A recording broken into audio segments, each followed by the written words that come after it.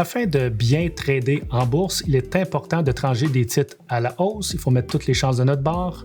Donc, il faut transiger un titre qui est en forme d'escalier. En anglais, on dit un titre qui fait des higher high et des higher low. Je vais vous montrer avec des flèches qu'est-ce que je veux dire par là. Donc, une petite flèche ici, une petite flèche ici.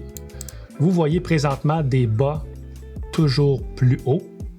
Et quand je parle de higher high, on parle de ce sommet-là et du sommet ici.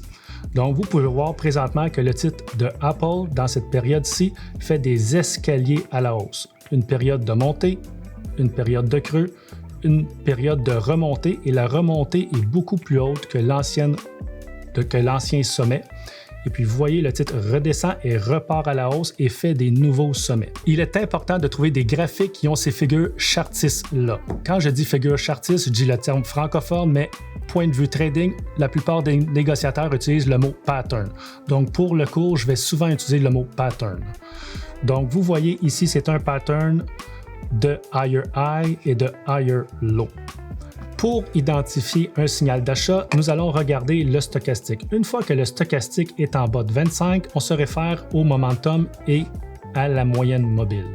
Lorsque le stochastique est en bas de 25 et que vous voyez deux chandeliers verts, c'est un signal d'achat, à condition toujours que le momentum soit au-dessus de 0.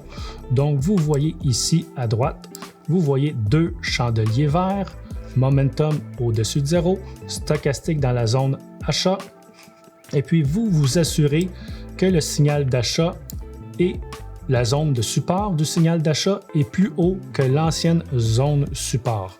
Comment on fait pour identifier les zones support? Si vous ne le voyez pas à l'œil, référez-vous au stochastique. Dans la zone d'achat du stochastique, je vais vous mettre une flèche ici. Regardez où était le stochastique précédemment en bas de la zone 25. C'était ici. Donc, la zone d'achat est ici. La zone de support précédent, le stochastique est ici. Vous regardez en haut la zone de prix. Donc, notre zone d'achat qui est ici, est-ce qu'elle est supérieure à la zone support précédente? Oui. Donc, le signal d'achat est ici, à la deuxième chandelle verte.